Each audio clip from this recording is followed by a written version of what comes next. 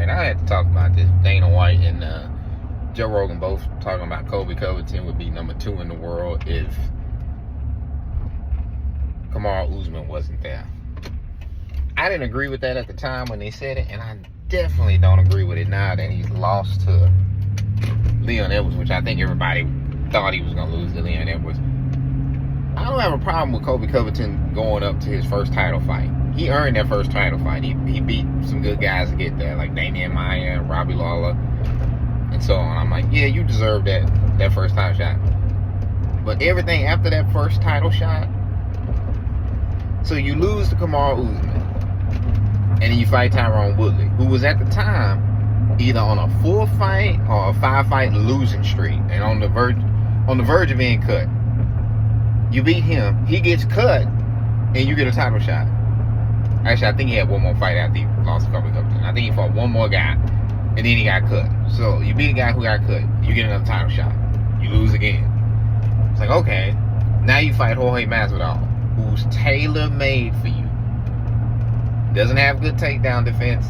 Well, it has good takedown defense, but not great takedown defense. And it's on its way out. Was already at the time talking about retirement. So you got a guy who's tailor-made for you, who's talking about retirement, and you challenge him. And he used to be your homeboy, which that's kind of messed up too. You beat him, you get another title shot. Your third title shot. How does that even make sense? So you're going on your third title shot by beating a guy who was about to get cut. That gets you a title shot.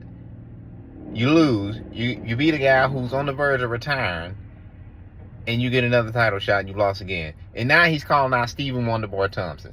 Not the guy who beat Wonderboy Thompson, whose names I can't pronounce, but Wonderboy who just lost. Which, he just lost too.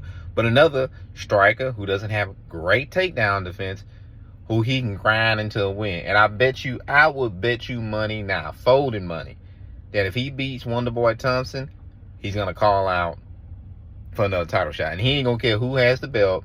He ain't going to care who has the belt. He going to be calling for another title shot. And I guarantee you, if he ever does get his hands on that belt, you won't be able to get him in that cage with anybody ranked top 5. He'll be calling people out of retirement trying to get a fight. So that's my opinion on it. He's had 3 title shots now. I don't want to see him fight Wonderboy Thompson. Y'all say he's the number 2 best guy in the world. Well, I guess now number 3 because he lost to Kamaru Usman and Leon Edwards. It's time for him to start fighting some of them killers. I need to see you in there with Gilbert Burns. I need to see you in there with Khamzat Chimaev. I need to see you in there with somebody who's ranked top 5, who's a killer, and see how you hold up. But this whole, like, I beat somebody who's ranked, who's in the bottom half or not even ranked, and I get a title shot? Negative. We need to see you do some real work now. It's time to prove yourself. I like Colby Covington's. I don't like the whole talking about people's kids and people's dead daddies. I ain't with all that. The whole gimmick thing, I was on board with.